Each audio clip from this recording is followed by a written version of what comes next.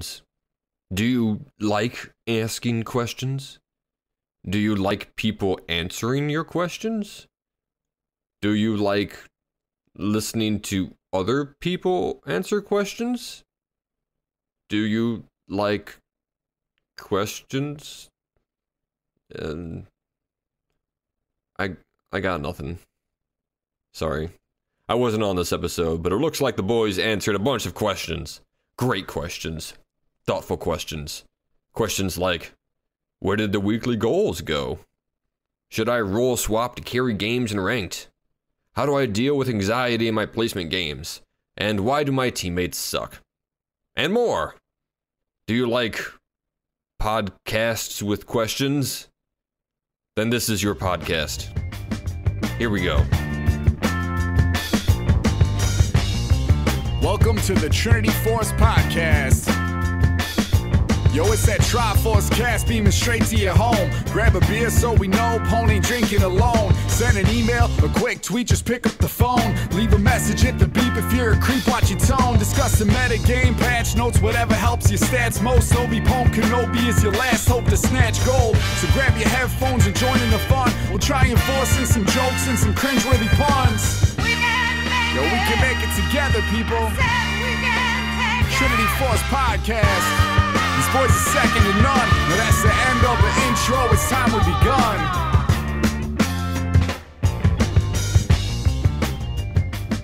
Hey, here we are, episode 502 of the Trinity Force Podcast. Guys, thank you so much for listening to the Trinity Force Network and subscribing to us on patreon.com/T-Force Network. My name is Adam Ponophobia Coxwell. I am joined by Heartless Beaver, Dom, Nom, and Chira Jaden this evening. Hello, fellas. How you doing? Doing great, Adam. How are Doing you real doing? well.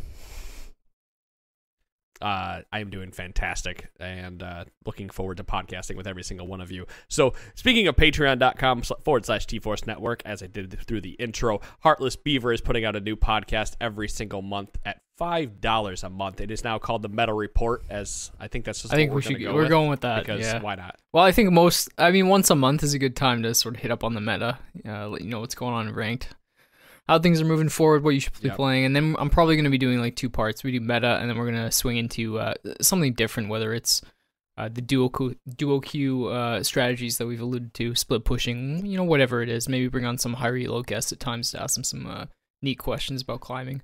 Yeah, it's going to be a lot of fun. I was on the last show. Mm-hmm. Lancifer, our producer, who has put together God knows how many different podcasts for us over the years here at this point, and I'm sure He's pushing 250. and I'm sure he is a professional at this point at like putting these together without listening to a damn thing that's being said. He said that there were several times during that Meta Reports podcast where he stopped, he forgot what he was doing because he was just listening to what was going on. And so he kept having to go back and then redo work that he was supposed to be doing just because he thought the episode was pretty good. I listened to it. I thought you guys did a fantastic job. Thanks. It's $5, right? That's all it is now. It's $5 you get a podcast. Before it was $10, now it's $5. Now, if you do want for $10 a month, we are still putting out the Champion Select podcast, which I've been putting together. I shoved fiddlesticks out to everybody. So for those of you that have been paying attention, patreon.com/T-Force Network, $10 a month gets you one Champion Select podcast and the Meta Report. $5 a month gets you Meta Report. So that's it. You can also go support us, buddhaboxers.com/T-Force. Go get yourself some nice, cheap boxers. They're very, very comfortable and very amazing. But as we push forward through this evening, we do have some listener questions to get to. I heard some feedback a few weeks back that we don't answer listener questions in a timely manner, to which I replied, we always have a lot of other stuff we need to get to. And they said, I get it. You guys are always doing stuff between new champion releases and patch notes and whatnot. But that doesn't mean we don't want you to send us your listener questions, because eventually, at least once a month, we make a listener question bonanza episode. And that's what I was about to say, even if we don't get the listener questions, most people do get an email, right? Yeah. Things get answered. Yeah, either I'll reply or Dom will reply. It's usually me or Dom replying to emails. Nobody else does. I definitely not that up. Start forwarding to to Beaver. Yeah. He'd probably answer some. I do the jungle ones. I haven't done a video review in a long time either. Yeah, we haven't had any come in. No one has sent one in Yeah, for a you while. guys fire those off. I'm happy to do them, especially out of the jungle. I did one for. I've got way more time off now than I did before, so I'm with you. I did one for Rinku the other day on the forwards. He lost a tilt, or it was I think he was 7-0 at one point. But yeah, it happens. But and hopefully he learned something. Yeah. I know he's been pushing. I think hard. he did learn something, but yeah, it was his last game to get into gold too, just before the end of the season. So, it's sort of a double whammy. But yeah. Anyways, you live and learn. That hurts. Right. Well, let's talk listener questions, right? We're going to push into that. What was the other? I'll figure it out as we're talking. We'll roll back into that later. So Evan writes in, and he asks, I miss your weekly goals that you had going for a while. Are you planning on bringing them back? Evan, the answer is yes, starting tonight. Listener or weekly challenges are back, and you want to know why they got dropped? Because I made a document with I don't know. I think I thought I pushed enough out that we could keep going, but I think we hit all of them before I actually moved. So, and then I didn't make it anymore. Well, and the other thing was preseason hit, and so with climbing being less of a focus during that time, I put lower priority on weekly challenge stuff, and then I forgot about the weekly challenge. So that's on me. We're gonna blame Dom. And we're back, boys. Weekly challenges. Rest of the season. Coming now. So Beaver had a weekly challenge for everybody this week. Beaver fired. Okay, guys. So ranked starts tomorrow, and I want you all to turn off all chat for a week. And I don't care if you go back to switching on all chat, but in my personal experience, nothing good comes of it, and you tilt a lot less. And it's gonna help with your attitude, and it's gonna help you climb. So turn it off. If you want extra credit, every time you'd be inclined to type a response to somebody, just mute that person so that you don't do it, and then you never have to hear from him or her again. Just give it a go for a week, and even if you're someone who likes to chat back or whatever, or ping a question mark when someone makes a terrible dive on you, just turn it off. Just see how it goes. Maybe your game will improve. We'll see. I know it will. I know it will. I haven't had all chat on. Since the moment they gave us the opportunity to turn all chat off, and maybe it's been in there since the launch of the game, and that's how long I've had it off. But the moment I could turn all chat off, I did turn all chat off, and I regret nothing. Mm-hmm. See, the thing is, I'll play with Sean one night. Sean will have a couple beers in him. All chat's my favorite. He'll start laughing. Adam, he'll start laughing. You're gonna start shitting on me here too, which is no. So we bring you on just to story. I know. Ream you. The thing is, I'll play for an extended period of time with Sean one afternoon or evening, whatever it is. Sean will get a couple beers in him, or he'll have be high on life, as Sean usually is. He'll start giggling. He'll do that Sean giggle where he'll be like, I'll hear. And then I'll hear giggle. I can't do the Sean giggle, but he'll giggle. And I'll be like, oh, I'm missing out. So I'll turn on all chat. And then, and so we'll go through the game and I'll laugh. And I'll forget to fucking turn it off. And I'll get another game and I'll immediately get tilted the moment I see a, Hey, man, I'm fun in all chat, all right? I do way less shit talking than I did 3 years ago.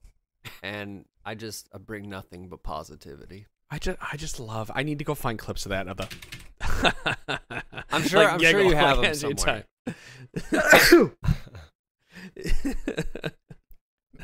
So yeah, turn off all chat, guys. That's all chat is for a very, very specific level of mental fortitude that most people do not have. Can I jump in for a quick podcaster question here before the listeners get their turn?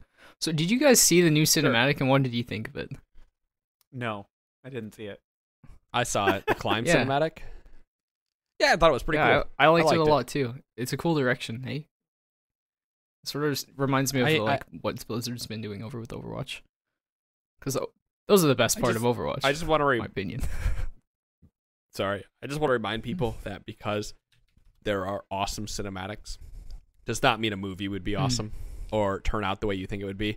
For years, we were like, oh, we want Blizzard to make a movie. Oh, my God, it'd be sweet with these graphics. And then they fucking released the World of Warcraft movie, and that was the most disappointing thing I think I've ever seen. It did well in China. That being said, though... Yeah, I actually really enjoyed it, but anyway. I did find myself at the end of the cinematic being like, what? That's the end? We only saw 4 champions. I want to see more. Right. Where's my champion? Right. You know? I'm sure a lot of people had that same feeling. Anyways, yes, it was awesome. It got me pumped. It got me pumped to play some Flex Q. So before we jump to listener questions, again, we're gonna keep delaying these. A post came on the subreddit RT Force Network that said, "What are your season goals?" And last year, I said that our season goals as a podcast would be to make Diamond and Flex Q. And I still want to push really hard for that. Now, if we continue to play like we did at the end of the season last year, where I think we were all, as a group, were firing on all cylinders and working, I'd say 75% together. If we really hone in our skills and really push for it, I'd say 75% because we were still getting used to like Beaver as a jungler and Todd as Garen. We've never had that type of, that dynamic when it comes to the champions people are playing. But I really do feel that Flex Q, we could probably push for, I'd say, about mid-diamond. I'd say Diamond 3 probably topping as a group. But that's like if we really put the time into it. But right now, I really want to say that like this year, my goal is Diamond 5 and Flex Q with the group. The group needs to be Diamond 5 and Flex I like Q. that goal. I agree. I think it's a good one. Said it last week. I'm going to say again. You guys will need a better support. No, dude. Come on. Stop putting yourself down. You're great. What we need is like what we'll need. Like mid lane is going to be the hardest part for us. Not anything against Mitch except for his availability. Yeah. So let's we'll find a sub. I'm sure. Yeah, we'll figure it out. Ditch Mitch. Ditch Mitch for Whale. We could take Whale. Whale's mine, and he'll rhyming come with play Whale. There's also the boy Vrail. He can jump in with some I think Whale's Velcros. mine now. Just yours. I don't know about but that. He can only pick Fizz. Dom, if they ban Fizz, then we're screwed. Well, aren't we? then he'd try and pick Nah. Ezreal. Does he have other champs? Yeah, he has he's a really good Corki. player. Oh, he plays. He's a good player. Okay, then we're set. He's a good player. He's got Gangplank. He's got Corki. He's played Rumble before. He's a very good player, but Ari. Whale plays Whale's game, not League of Legends, and that's right. a different. You guys have thing. personal solo queue goals, or? Maybe. My personal solo queue goal is probably Diamond 5, but that depends how my year goes. I have a lot more time off this year than I did the previous 2.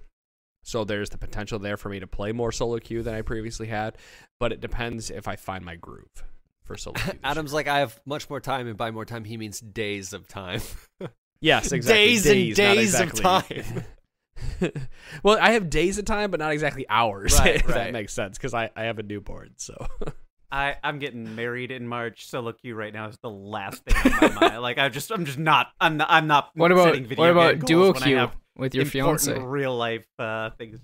Teach her to AD carry. shit. So that means we can't actually start our flex queue grind until like after March. No, we can there will be time to play and everything. That's not an issue and everything. I'm just not like setting video game specific goals until that big important thing is done. Dom, are you doing your honeymoon the week after you get married, or is it being delayed? Do you really want to hear the sob story on the show, or should I just answer that yes or no? Yes or no, or like we are going in September, and then you can tell me the sob story after, because I do want to hear the sob story. But no. Okay, so I mean I can do it real quick. My dog has heartworms, and that threw a wrench in our honeymoon plans. So just because she'll be getting injections and that type of stuff, and as a result, like we'll be really, really high maintenance. So we're not going to be going on a honeymoon right after the wedding. That's TBD. Gotcha. Okay, I was asking because I wanted to know if March was pretty much off limits. I realized that there'd be about a week or so there off limits because of wedding and all. I get that. I was just curious. So anyway, Chira or Heartless, do you guys have? I guess answer your own question, Heartless. I don't know, man. I'll probably go for like Diamond 3. Start with that. I have a bit more time to play this year too. So last year I only hit D5. I only played like 100 games. So you and Todd should do just camp his lane. Yeah, it's probably gonna happen. Like you do in normal games anyway. Yeah.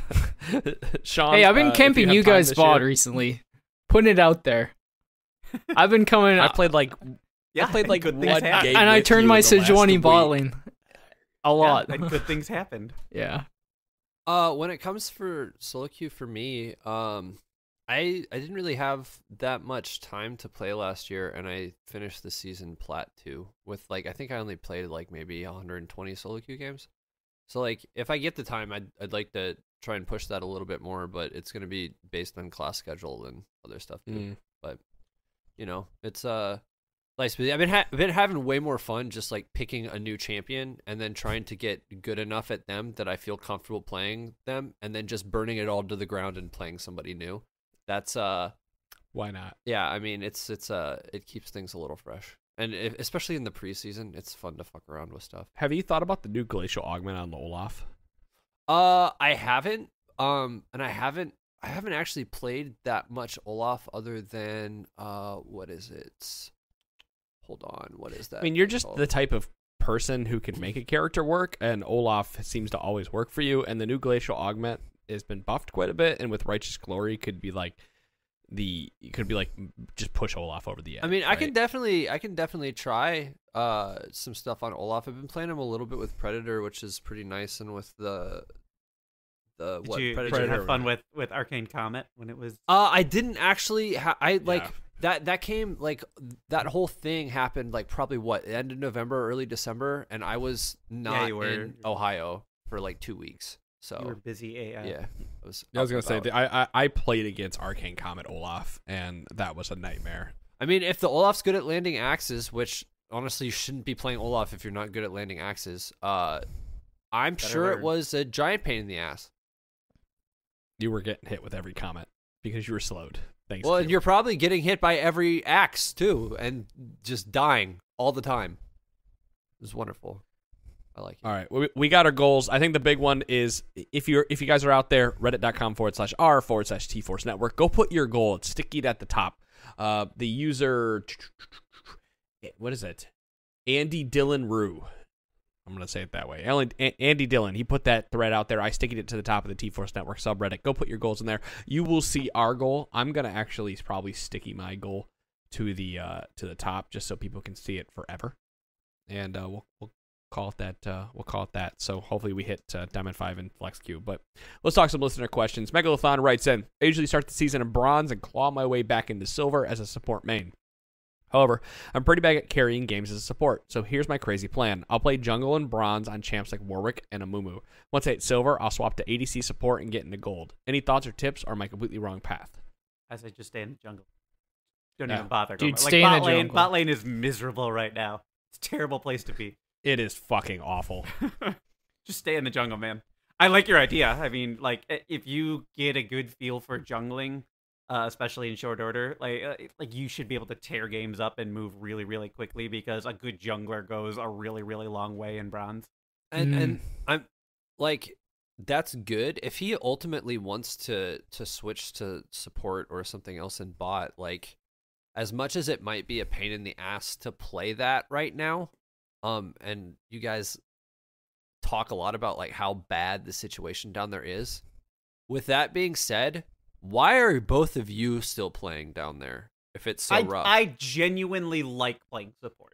Every time I try to roll swap to something else, You'd rather go back? I get more and more miserable playing those roles, and then I also just get frustrated. I get frustrated because I'm not learning them as quickly as I think I should be. I get frustrated because I'm not having as much fun as I do when I play other roles, and I just end up going back to support, and I'm happy again. So Right. It could, like, honest to God, we could go back to the Season 1 era or Season 2 when supports had to spend 100% of their income on wards and everything, and I would still be happier doing that than I would be playing something else. I see. I'm just saying, like, looking at it objectively, bot lane's a pretty miserable place to be right now. I like playing with Dom. I like having Dom as my support partner when I'm not being a giant dickbag asshole that fucking just thinks of himself. And I actually sent Dom a message earlier today explaining, listen, I realize I'm being a dickbag and I need to fix this. So it's kind of, I think it happens every season. Pretty much every preseason, I'm like, hey, Dom, I'm sorry for being a dick in the preseason. I'll try to be better. And then I do. No, but like, yeah, I like playing marksman. I like what happens even when it's like Varus Ashe, right? And it's all we're doing is just using our ultimates. I genuinely like playing the role, but I'm kind of with Dom. I love playing mid. I liked playing Aurelion Sol earlier, but I'm outclassed by everybody who's been playing it for 8 seasons. Yeah, that's one of the problems. But I have to say, as someone who plays jungle support, typically when I'm doing my early season climb, I always queue jungle mid because then 9 times out of 10 I'll get jungle. Mm-hmm. Which makes when I get mid, I just play Malzahar or whatever, some easy free low champion, and then I'm guaranteed to get my role like 80% of games, so I know I'm gonna do well. And then when I'm in the higher elos, I go jungle support because then I'm more comfortable when I get that 20% because there's so many support mins when you get higher up. So yeah, I think if you're gonna climb, probably go jungle mid and then play Warwick, Sejuani, Rammus, Shyvana. They're all busted. Xin Zhao. There's so many different champs you can play out of the jungle and be successful with. Just pick what you enjoy doing.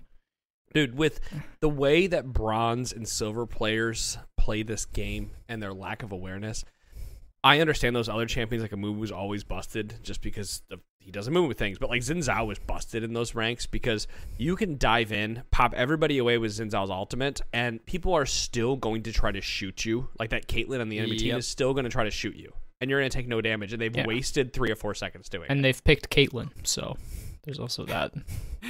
Right. Well, I think Bronze probably weak. picks Lucian, Caitlyn, right? They're pretty weak, though. Yeah. I mean, Check this. but bronze games go so long that AD carries eventually hit their power spikes, but then if they're bad at positioning, their gold doesn't matter, so that's why Misfortune's like always top tier down there. Because you just sit at the back and just pop your ultimate, and he's like... You just... Yeah, I'm doing the... You guys should be watching the stream. He took his 2 hands, put them on the side of his face, and went and went back and forth. IRL Misfortune. Misfortune Ezreal. Those Tristana. Jinx. Yeah, Kate and Lucian are not really that picked that often right now. In Surprise.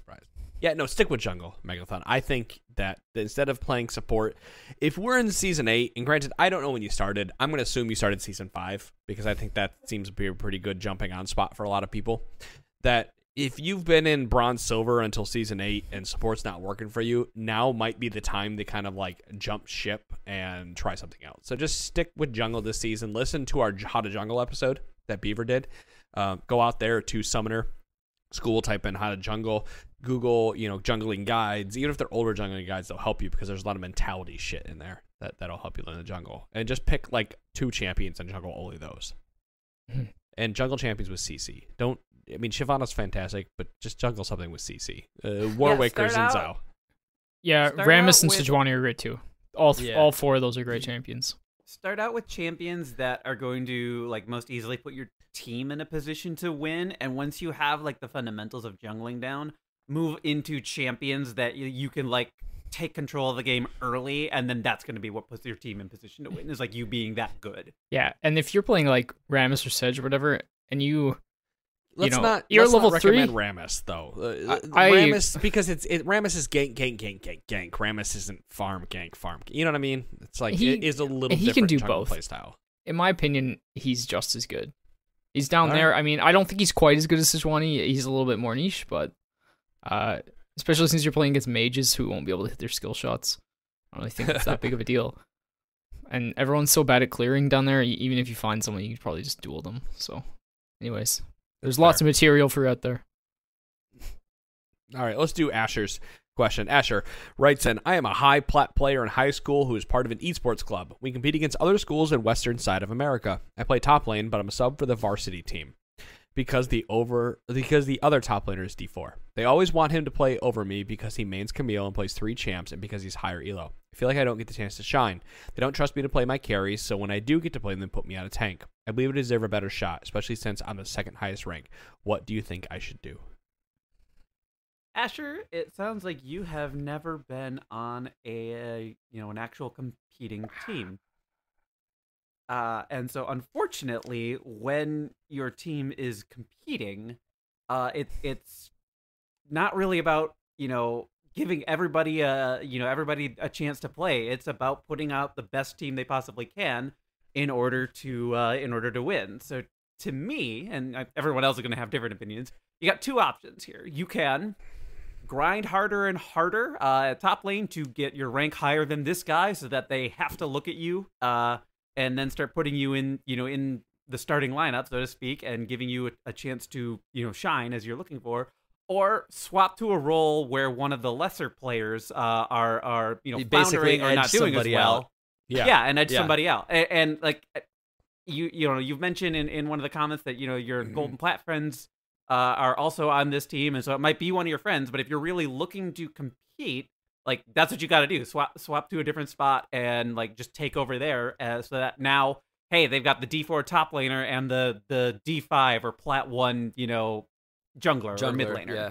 So I get that rank shouldn't matter, and for the most part, I agree with you with some niche scenarios, not even niche, just some scenarios. But anyway, that's not here or there. I agree with you that rank shouldn't matter and that maybe they should be looking at you. But like Dom said, and I'm just agreeing with Dom here, is that in sports they don't look at what you can do. They just kind of look at your rank and your stats and kind of go off of that. When I was they don't look at the potential of what you can do or you. what you tell them that you think you can do. All they give a fuck about are the numbers of what you have proven that you have done. And if somebody's Diamond 4 and you're Diamond 5, like as shitty as it is, when it comes to like really competitive things like that, that matters a lot to people, especially people that want to win so badly that they don't give a fuck what the situation is otherwise if they think somebody else can like win harder. When I was in high school, I wrestled at 125 my junior and senior year. I had to drop down to 119 to make it to the varsity squad because I had to push myself harder to get that spot on the varsity squad because they didn't accept me at the 125 spot no matter what I did and who I beat. So yeah, you have to do the same thing. Either you need to move to a different lane and show that you can do it there, or you have to push yourself harder in the current class you're in. I mean, it could definitely be things like, playing with this group of people every chance you get. If that top laner is not available and 2 to 4 of the other people are online, queue up with them. Like, give them every opportunity to see what you can do and everything. Yeah. But, like, you're going to have to put the effort in there because they're not just going to, like, look at you because you really want to be looked at. Boom. I think that's that. I like that I know question. That's hard to hear. Like that, I do too. That's a hard thing it sucks to hear when like you want something really really bad, but just from like an actual practical standpoint, there are only 5 spots on a team. If there are 6 people, somebody has to sit, and either like if you want to get up off the bench in any situation. You either need to blow the person completely away and like prove a point that like, yo, I'm better than this person, or you switch roles and do something else and specialize in something else and go that way, or you schmooze people to the point where they let you in. I don't know. Again, I'm going back to high school and the wrestling thing here. When I was a freshman, how long ago was that, Adam? Fucking forever ago. When I was a sophomore, so I had more of a potential to make it to varsity. Our 6 of the whatever number of positions were stacked with literally state champions so like you couldn't make it into like 103, 125, 112, whatever, right? Because these were literal state champions from the year previous. So like if Asher isn't here where this guy is D5, you can just look at him in the same thing. Like either you're going to become a state champion or surpass him. I know it's a little easier with D5 and D4, or you're just going to move to a different role and make it work. But it's just, you have to kind of look at it objectively. What can I do to show them that I'm better than this person? And you have to do what you can inside the game. At least you have some opportunities to do that, and you don't have to like cut weight really hard, right? Or eat your heart out. Go ahead. Oh, I was just going to say there's also plenty of examples in sports history where lesser players start the game because they're more versatile, or they work harder, or they're more beneficial to their team than the better players who sit on the bench.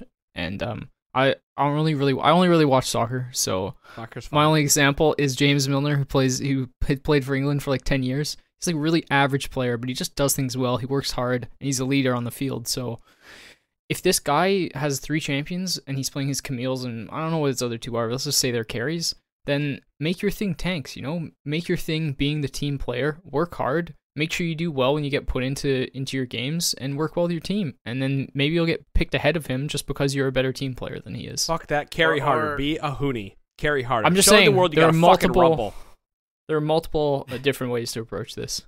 The pragmatic, the pragmatic point is that if you're if you add another role to like that you can really capably play, not just compably, like you play it really really well, like that puts you in the unique position of being able to fill in for 2 different people if it gets to that point. Like, so if the top laner can't make it, they know they can throw you up there and you're going to be able to do the job just as well. Otherwise, if the mid laner can't make it, you're there, you can take the reins. If there are subs for every other position, there are subs for every other position, and now you're just trying to sort of earn your spot based on merit. But like there is kind of a pragmatic point to adding another role for you. Dom, years ago, do you remember a conversation that we had in the GGC chat about people flexing roles and how we thought that was going to be the future of League, where like the mid laner would learn to flex top, mid, jungle, or something like that?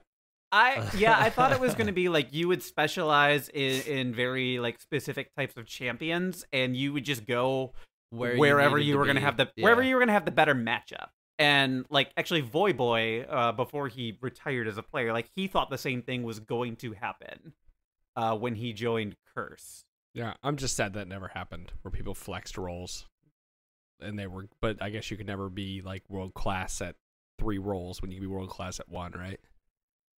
Yeah, but you could be world class at 3 champions, and if you can get a good matchup in top lane, why should you be in mid lane? But I get the game has evolved in such a way that it doesn't fundamentally work that way.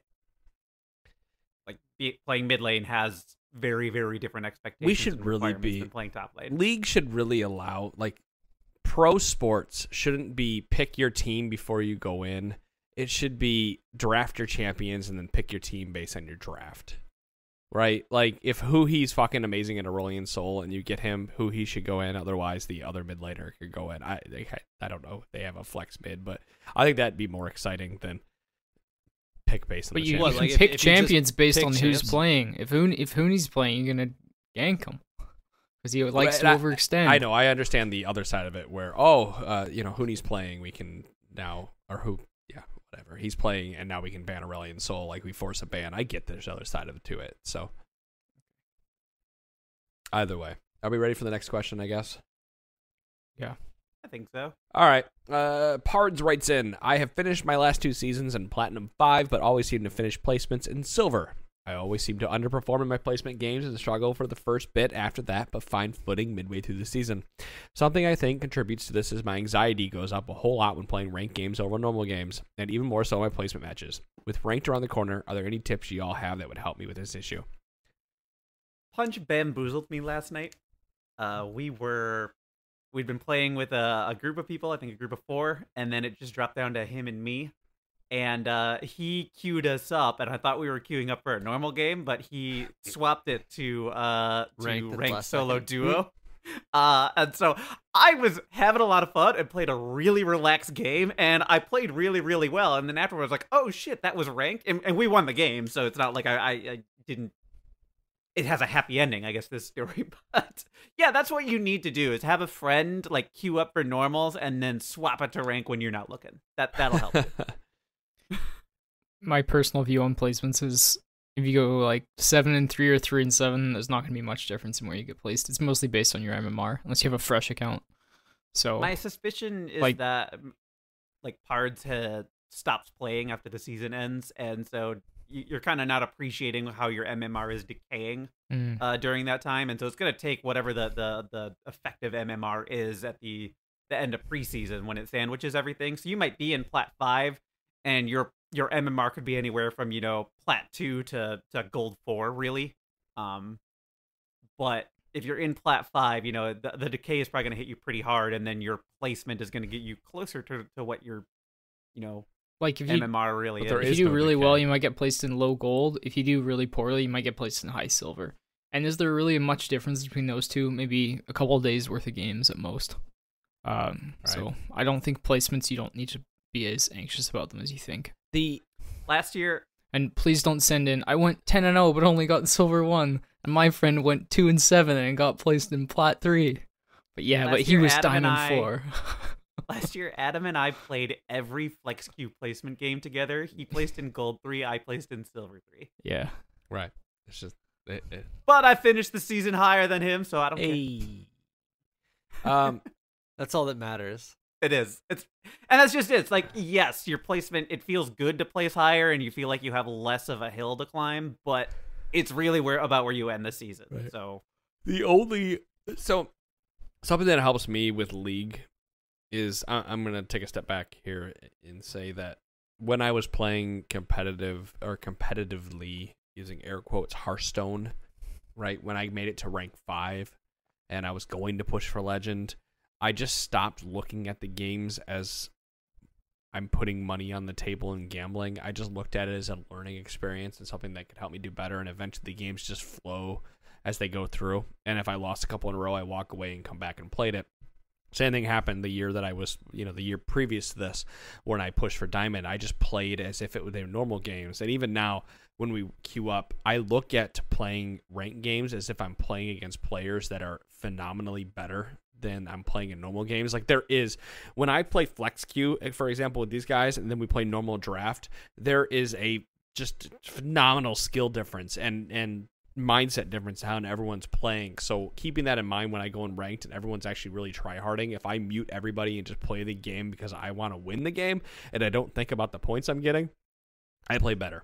Ranked anxiety is something that's really hard to get over.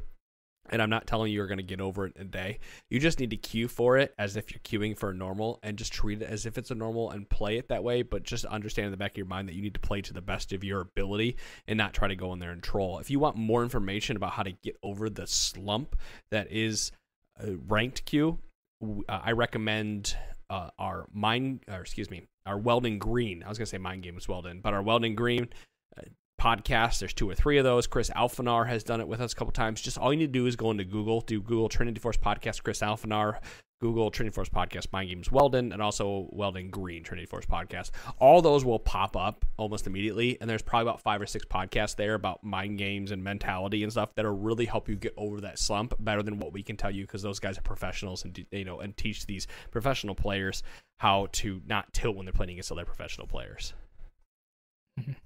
I usually try to play an ARAM before I start queuing up a rank, just to warm up, try and get some of the jitters out, and so I feel like a competent player instead of like a really shaky one. I fucking hate ARAMs now, dude. It's really just like, hey, let's try to calm the nerves and yeah. Iron out some of the No, things. absolutely. I'm sorry. I'm not trying to interrupt you. I get that, and I'm with you. I fucking still play ARAMs, but I hate them because, like, I think my ARAM win rate is like 650 wins and 520 losses. But every time I play ARAM, I swear to God, I fucking lose. And so it tilts me out to the face of this earth, and then I never want to play a ranked game after that or even play another game. So, like, I don't know what I've been doing wrong when it comes to feel like playing ARAMs and losing. But yeah, I more power to you if that's working for you. I loved playing Dominion way back when, and so I would play that as my warm up. But I just like playing it recreationally as well, and so like that was great, and I missed that mode. And I wish definitely not Dominion would be like in the rotating game mode queued every now and then, but no, they don't. I don't warm up. I just jump right in. I could be a week off playing League. I'm just like, let's get back into ranked. Trial by fire, I don't really baby. care. I might training mode. You're gonna win or you're gonna lose. I might training mode and do the first 2 waves and CS it a little bit just to get my hands warmed up. But yeah, I am with you. Just jump right in. I ain't got time. That 30 minutes could have been in a game. Damn it. I definitely because in my mind, Summoner's Rift game is always going to be longer than an ARAM, which is really not true, but that's just something in my head. So it's like, well, I don't want to do a normal game as my warm up. What if that thing takes 58 minutes? Then it's like, well, how much time do I have? But all right, let's talk about is it Wark Ski? Yeah. Wark Ski writes in, I feel like I'm currently competing at a higher MMR than my current rank of Silver 4. My numbers and post-game review support this. I am constantly carrying out of the jungle with Predator Pantheon and scoring highs for vision and am objective-oriented in my decision-making. Is it reasonable to re-roll a new account in order to get better players on my team? I feel like my Pat 2 is a result of getting paired with awful teammates. You can't do that. No, stop. Don't do it. If you're carrying every game, You're then gonna go up in rank. you're gonna be going up in rank. I don't think starting a new account is the way to go. If you think you're carrying every game, Predator Pantheon sounds cheesy, sounds great. You probably get tons of kills early game. I'd imagine your faults probably come mid game and objective focus. His Pantheon he's got 4 played this season at a 25% win rate. That's it? Okay, well. yeah, but look at last season. All right, season 6. It's not even out. Not even out. Oh wait, 57%. Even if it's normals and we can't. Okay, let's just say you're 57%. Yeah, you probably get tons of kills early because that's what Pant's good at. So I would focus on learning how you can transition it. It's not your teammates. Dude, Climbing solo queue is not your teammates. Holy shit. All right, if this is legit works, I'm sorry, we're going to call you on the podcast, and I love you to death, dude. Thank you for listening. I don't know if you support the show. I don't think you do because I've never seen your name before. But listen, man. I'm sorry, I just hit the mic. If this is legitimately you on OPGG, last day updated your Silver 4 on this, holy fuck! You die a lot. He's got 8 deaths on Cassidy, 9 deaths on Mundo, 11 Poppy, 6 Jace, 8 Ornn, 15 Poppy, 9 Shaco, 10 Shaco, 13 Nocturne. I keep going. Those are just your fucking, your last 7 or 8 games? Dude, stop fucking dying. I mean, even looking at his the left side and his average deaths per game and everything, like you're always, Nautilus, you're averaging 7.3 deaths a game. Cho'Gath, 7.4. Misfortune, 8.7. Amumu, 7.4. Aurelia, 10. Like, that's the key thing you got to do. Like, for all the kills and good that you're doing your team, you're giving money and putting it right back into the enemy's pocket. And that's also time that you're not on the map. If you're dying more than 5 times a game, you need to reevaluate. Dude, I reevaluate life if I die 5 times a game. Like, if I ever die 5 times a game, I'm like, holy fuck, this game is over. As an ADC, it's like if you die 5 times, it's less of a big deal because you're like main target. But as a jungler, even assassins, like if I'm playing Shaco, I usually don't die more than twice a game, just because you have to be clever about when you go in. And the fact that you're getting, in your words, paired with awful teammates, sort of suggests to me that you just need to change your attitude a little bit about climbing and take a little bit more self-responsibility about how you can improve on your own game. Because I'm not trying to be harsh on you, but at the end of the day, it comes down to how you play the game, and that's the only thing you can affect. So take our advice from earlier, mute all chat, meet your teammates in game, whatever you have to do to not tilt, and just focus on how you can improve. And you'll get there. You'll get there if you go with that attitude. Trust me. If you have the attitude where, like, if I die but I get a kill, that's a worthwhile trade. Like, that's the wrong attitude to have. Yeah. Here's a big piece of this is that if you can keep your score positive over the long term in games, if you are killing more people than you are dying and you're keeping your deaths low, that's like adds up to wins so much because you're not dying. Right. Like you're literally just not giving the other team the benefit that you're getting from taking something from them. Yes. Dude, I think about over 50 games, so you're probably dead for like an entire game's worth of time. Just chill and doing nothing. Imagine if you cut that in half and spread it out over those games. You get so much more time to do things when you don't die. And that's one of the easiest things to fix. His average deaths is 10.5 a game. 10.5 average deaths a game. Last season, looking at this OPGG thing, I think the top 7 most played champs I didn't have a single one where I averaged more than 4 deaths per game. So Joanna got close, 3.9, and I was only playing her on Twisted Treeline, but every, Alistar, Morgana, Lulu, Janna, Taric, Karma, all of them. I have a lot of games played there. All of them were like 3.3 to 3.9, except Janna, who was at 2.6, but LOL Janna. Yeah, my Jhin had a 3.82 KDA with 90 played games, right? Because I had 7.5 kills to 4.5 deaths. But that means I'm getting 2 for 1. Mm-hmm. And I had 72% win rate on Warwick last year, and I had 4 deaths. So it's possible with deaths, but I only die when my team is going to get an ace because I engaged, or I sacrificed myself for the enemy AD carry, or I made one mistake a game. Everyone makes a mistake a game. I always have a stupid death where I'm like, duh. But obviously, I'm not at the top of the game, so I need to learn how to improve, and that's what I focus on. And here's the thing: we're hammering on this and everything, but if you're going with the attitude that if I get a kill and die in the process, it's a worthwhile trade, they are getting money for that. Mm-hmm. You worked really hard to make something happen for you, and they still benefited from it. You don't want that. That's the opposite of what you want, and you're going to lose games because of that. Because sooner or later, once they actually start working for things, now they have an advantage on you because they didn't spend summoners, or they have other abilities up, or teammates are around or something. Right. Well, not to mention, if you die to a laner, and that laner has money to fight, that the person he's laning against does not have. Who gives a fuck if they died or not? They're still gonna come back with 300 gold. Right.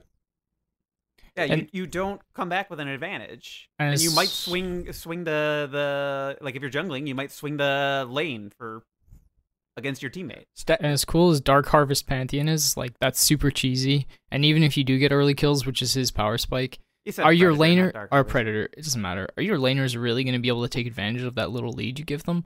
Probably not, because you're in silver. So try playing. I would probably play something a little bit more consistent, because Pantheon is honestly not a very good jungler anymore, because the camps are require so much AoE, and his E just doesn't cut it anymore. He's too much single target damage, and he just doesn't clear. Basically, all he do is cheese gank. So if this is you, and again, if it's not, you know what, Worski, if this isn't you, you don't need to write us and send in, what it is. I think there's a lot of good information here, but this goes out for everybody. Like, if you go to your OPGG stats, don't lie. If your stats, if the last 7 games you have where you died 8, 9, 11, 6, 8, or if you look at your total where it says, and it's in red, your deaths are in red, you're dying too much. But outside of deaths as well, look at your item builds, and ask yourself, why am I building these items that I'm building? He built Frozen Mallet on Mundo, for example, and that's a waste of an item slot. Frozen Mallet and a Poppy. I know I'm harping on Frozen Mallet for those of you listening forever. I hate Frozen Mallet, but he's still on somebody like fucking Mundo doesn't need Frozen Mallet. The one item. Mundo doesn't need Frozen Mallet ever. Poppy doesn't need Frozen Mallet. Well, I mean, Mundo doesn't need Frozen Mallet because his cleaver does Frozen Mallet's right. job. Like, you can just build tankier, That's Adam's problem with Frozen Mallet, is the majority of champions that are buying the item have an ability that does the just same fucking thing. hit your ability. Dude, it's good on like Bruiser, Teemo, and Shyvana right now. And Gnar, yeah. That's basically it. There's a few other like niche champions like Kog'Maw, but that's pretty much it. Yeah, no, he built Iceborne Gauntlet on Kassadin. Don't need it. E-slows. Ornn, you don't need. I don't know. I don't understand this Iceborne Gauntlet rush on Ornn. Iceborne Gauntlet. Oh man, Lichbane is so good on Kassadin though. Yeah, you don't need this slow. E-slows. You don't need it. You built Sheena Nocturne. You're never gonna use fucking Sheena enough on Nocturne to ever use that. Yeah, your Q's and up like once if you're every never 12 sure frames. about how to build champions, and this is what I do when I learn a new champion. I said this last week. I recently learned Evelynn. I just go on op.gg, I check Korea, and I check North America, and I open a new tab on the top 5 players that play the champion, and I check their builds. I sort of cross-reference them and come up with an idea of what I should be building each game, depending on the team comps. And the team comps are there. Yeah. You can see them, and then you can adjust your build. Write it down on a piece of paper and do it. Sean, you don't get to criticize people for building Sheen items on any That champion. was a year and a half ago! You build Trinity Force on everybody. You build Trinity Force on everybody. I thought you were going to talk about the tier of Yorick. No, you build Trinity Force on everybody. Jungle Ivern, guys, I'm building Trinity Force. All right. I do it a lot of times as a joke. Remember this. Like with I know, Ivern, because I had all the money in the world, and fuck you guys, I was having my fun, because that's... That's just it. Like, you're super ahead on Nocturne. Guys, what should I get? Just fuck you it, should T-Force. No, I'm getting Trinity Force. All right. But there's a difference, and that, like, sometimes you just want to spit in the other team's face, and you know you're going to win, and you just want to have some fun. If that's the case, buy a T-Force. Fuck it. It's good on everybody. Girls just want to have fun. Shit. Anyway, Worski, we just spent 10 minutes on you. Dude, I love you, man. Like, thank you so much for listening. Like, you're awesome, right? Thanks for listening. That was Thanks for listening and writing in. a fun little chat, too. Yeah. It's good. That's what it is. All right, Sarah writes in, I'm trying to learn ADC, and I've taken to maining Xayah. I noticed my post-game graphs that I often do decent damage overall, but don't do as much damage to the enemy champions as the rest of the team, or as much as I probably should be doing. I'm still trying to learn team fight, but I'm puzzled how to get more champion damage without putting myself at risk. How can I improve at team fights, but also get more damage in on enemy champions? Caveat here, she says she dies a lot in team fights. I don't want to like harp on her for dying and everything when she's admitting you learned right all now. that, right? You listened to the Worski part. No, so you're playing Xayah. You're not going to do as much damage as everybody else in team fights. Xayah isn't. She used to have that type of damage before they nerfed her halfway through season 7 or so. But now she's more. She does a fuckload of damage, but she's more of like a burst/CC bot, so you don't get that sustained damage. If you want to do more damage to enemy champions, play someone hyper carry like Vayne, Tristana, and Kog'Maw. But if you're going to main Xayah, just realize that that post-game stats don't mean as much when you're setting up your team to do the damage. Like if I set up Marine to kill somebody, I know I've done my job. That's how I look at it. They were talking about adding some type of crowd control score to the post game stats, and I don't know if that ever got implemented. I don't know that I've seen it, but I haven't really looked. I really wish that would come around, because then you could say like, oh yeah, I caused, I created this much havoc for the enemy team, caused these many problems. They were crowd controlled for this amount of time because of direct things that I did, and that will, like, if they had that score, you would feel a lot better if you were doing your job as Xayah properly. And that's the thing about her, is like she is sneaky crowd control, because you don't really expect a lot of it coming out of AD carries, and her feather positions are another thing that are, that the opponent team has to pay attention to. You do as well. And it's really, really, really easy to lose track of feathers in fights. Even if you know what you're looking for, and, when Xayah is your opponent. Like, you're mostly looking for her to press R and, dodge a bunch of damage and everything. It's really easy to lose track of feathers. I feel like the hardest part to deal about Xayah, like, I really despise going against good Xayahs, because you really can't kill them, because if they have good positioning, on top of the fact that their ultimate makes them invulnerable and then gives them an AoE root in front of them, if you can learn how to properly position yourself with Xayah and subsequently die less, I know we're not going to blame you for dying, but if you can learn how to do that, then inherently you will deal more damage in combat, because you can just hit whoever's in front of you because you're alive. And I know it sounds kind of simple, but Xayah is like one of the best champions, one of the best AD carries to stay alive with, because she has so many tools available to her. You have to get really good with Xayah. Yeah. You need to understand your ping. That we'll start there. Understand how quickly you can react to something, because she's amazing at being able to press R and get out and eating someone's spell. You say in here that your puzzles how to do more champion damage without putting yourself at risk, and a big part of that is understanding opponents' skill ranges, or I should say ability ranges, because skill could talk about the player at hand. Like, just what the abilities do and what their zones are and everything is really how you just sneak damage in on AD carry, and it's not really about picking one target out and attacking that person until they're dead. It's just attacking the target of opportunity. And people will always say, oh, don't shoot the tank, don't shoot the tank. Well, sometimes the tank is the only thing that within auto attack range. And so that's the one that you're going to be shooting, because the alternative is letting the tank barrel down on you, and nobody wants that. As a rule, in a team fight as an AD carry, you basically just want to be hitting who's in front of you, unless you have an opportunity to burst someone out. Yeah. And I know it feels bad mid-game when you don't have armor pen, but come late game, that's all you want to do. Once you have the armor pen. Once you're near full build, or like 3-4 items, you crush tanks. The AD carries deal so much damage, so just hit who's ever there, and you're gonna lifesteal off them because they're walking health potions eventually for you. I love that. So. Yeah, I guess that's the other thing, is like, real quick we can kind of go over what AD carries are doing right now, because it's infuriating. Everybody's taking Snorefest, dude. What a terrible everybody's taking lane. fleet footwork for the healing. They're taking this is runes. Taste of Blood for the healing. They're taking Overheal, and they're taking Relic Shield. And they're upgrading Relic Shield to Targon's Brace to get the the quest reward from it and everything. And basically every player has to fight through these 2 shields from the AD carries because of all the healing that's coming out of runes. And so AD carries are lasting a whole lot. I don't even upgrade it to and Targon's Brace boring. At this point. I just fucking go right to my items. But well, you're supposed to for the shield, but right. I mean, sure. The relic shield proc works in the same way that lifesteal does, and so it's feeding health into your overheal shield. It's we're at the point. It's not as bad as top lane still, in my opinion. AD carries are picking any items that allow you to survive, but they're picking AD carries that naturally do damage without items. Vayne, Kog'Maw are like the top. Twitch are the top 2, because you're doing true damage, or you're doing true damage or magic damage at some point between the 3 of them.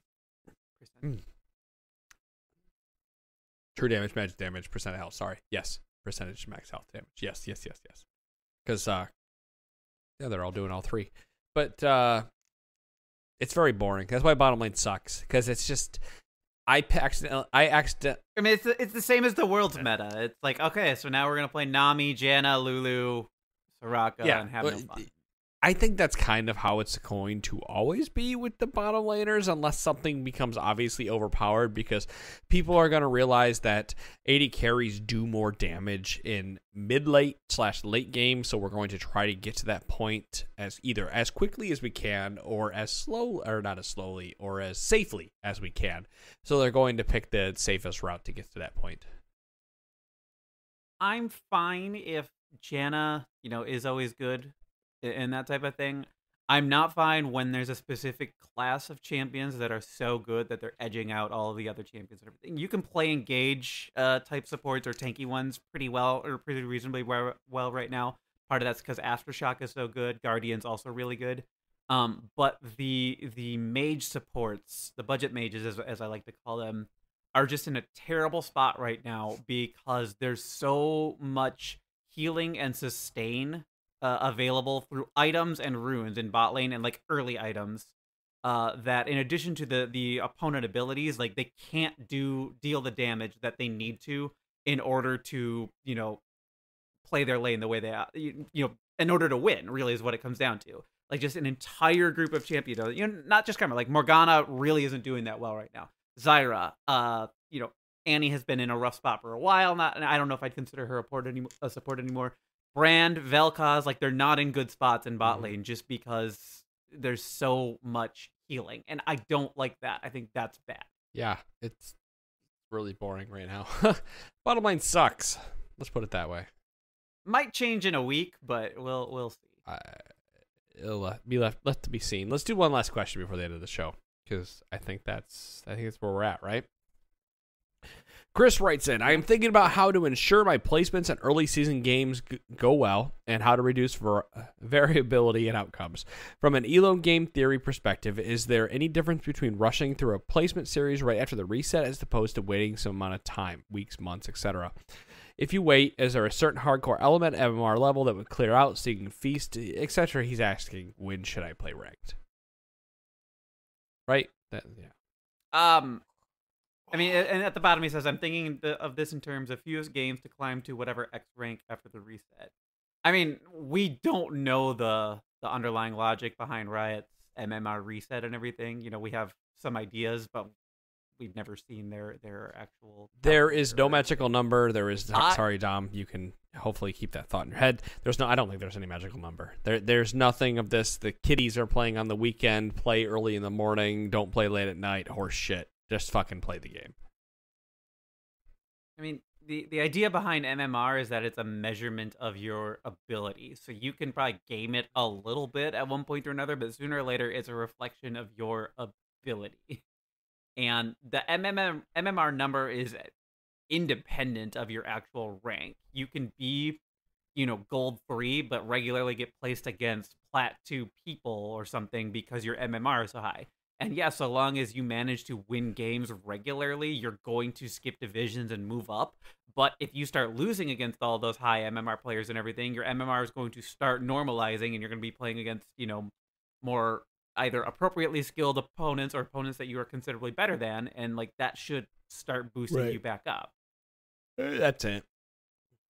But like, I mean, I get where you're coming from here, if you have a limited number of games, but like, I kind of feel like you're overthinking it. The one thing I would say is like, you don't need to be in a rush to do your placements or anything. I often skip the first month just because I don't want to deal with all of the people who like are sort of benefiting from the MMR squeeze. I would just say don't play on day 1, don't play on weekend 1. After that, it's I think the bag opens up. Yeah, it's open season from there. Just don't play on day 1, don't play on weekend 1. There's no guarantees here. I'm not telling you it's going to be easier or not, but I think it's pretty sound logic to say that there's going to be less, air quotes, people playing, and even if less is, 100,000 people less playing rather than it was previously, there's always a chance you could potentially run into those high squeezed MMR players. So just play the game. Play it when you think you're ready. Maybe wait a week, play it. I'm gonna wait a week at least before I do mine. I think the benefit of waiting a week is you can see the ranked meta settle down too. Yeah. I mean, out of jungle and mid, there's tons of choices. But if you're a top laner or a bot laner, they may be They may become a little more clear in Right. a week. Right. So that's it. We're gonna end it there. That is all the listener questions. We made it through all of them. If you guys have more of them, feedback at trinityforcepodcast.com. You can email us anytime. Any question is applicable. Any single question. So you could email us and say that I hate Heartless's hair. Will he ever change it? And you know what? We'll reply. Dude, my hair is great. I didn't say your What hair are you was bad. talking I was about? just Man, using you're a your hair hater. as an example. We gotta go get over to Chira's house with a razor. Haircut I know you you shave. do. Yeah, my hair is invincible, and I'll stab you. You all can to say death that I hate the before fact you that Sean doesn't have anything to add during the show after about 30 minutes because he gets bored. You could say that in a podcast, in email, and That's not. But you true can say it. whatsoever. Hey, I just listened to episode 500, and you called ARAM. You said it wasn't a map, man. What's with that? What's your beef with ARAMs? Sean. He also talked shit about ARAMs this No, episode. but you were like, no, that's not a map. I will not recognize that as a map. That's a Sean. direct quote Yes. from Sean. Yes. really? Yeah. I don't know about that. I just listened to it. I just made dinner and listened to the episode. I was like, I might oh, this have is been great. joking. I It played was a lot really of funny, though. ARAMs You last guys did a weekend. great job Dude, on 500, by the way. I'm sad I I missed was it. here It was for really it, and I fun. listened to it again, and I laughed my ass off listening to it again. I think episode 500 was a fantastic show. It was, yeah, it was great. That's why I need to do. I think in about 20 episodes, I'm gonna do another trivia episode. 'Cause I can get Beaver in here. He missed it. He needs to have a trivia episode. Dude. Trivia. Trivia was Like, fun. you Some of them need, I was like, screaming. I'm like, what are you guys doing? You The need a answer, different I mean, challenge. there's so many jungle timer ones. I don't blame you for those, but there are some others. It was fun, though. I'm sure listeners were having the There was same one reactions. oh can I do a I need to take a point away from anybody or add a point. I don't fucking know. The minions spawn at 105, not 115. I had the old data, not the new data. Just want to throw that out there. Mhm. I think I was 3 points down, so even if you took away And a point Punch from was the- like 20 points the down because he two just winning. gave up halfway through. Well, Punch conceded Poor after Punch. question 4. He answered 2 million to a lot of the questions, so that's probably his downfall. I don't know, Yeah. 2 million. Hey, at least we know that a lot of the answers weren't 2 million. Yeah, that's right. It was only Sean who like got hip to what was going on with the trinket timers. I just dug my head. No, I'm convinced it's this other thing. It's 90 seconds. What damn I it. think No, is it's- funny is I did that episode and I did all this shit, and then a week later they on the PBE turret changes hit where they were increasing the maximum amount of armor it has at level 1, but decreasing its health or its growth stat. And so whatever happened in episode 5 is completely out the fucking window now because they're changing shit.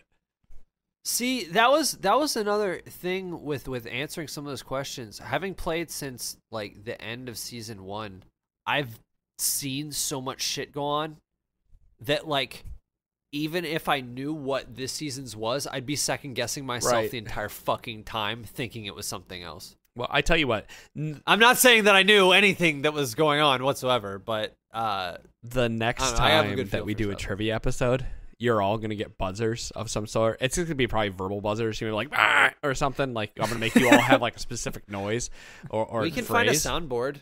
Yeah, I mean potentially it might if it can come through Audacity, sure.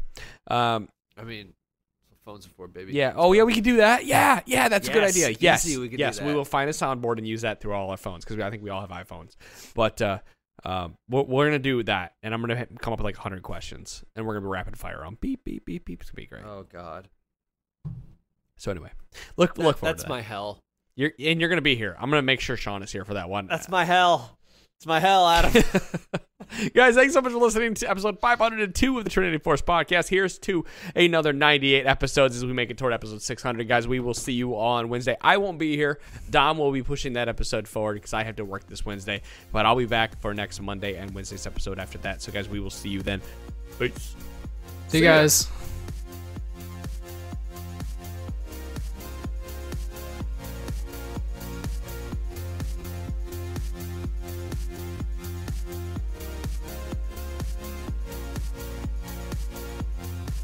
Thanks for listening to our product and being a member of the Trinity Force Network community. If you have a moment, please head over to iTunes and give your favorite show a comment and a rating. If you're so inclined, you can check out all of the other great shows in the network. We've got a wide variety of content from League of Legends to general gaming and role-playing podcasts. If you'd like to follow us on social media, we can be found at Twitter, Facebook, and Reddit under T-Force Network. We've also got a Patreon under that name, where you can support your favorite shows with a small donation each month. Thanks again for listening, and we hope you continue to enjoy all of our podcasts, videos, and the community that we provided.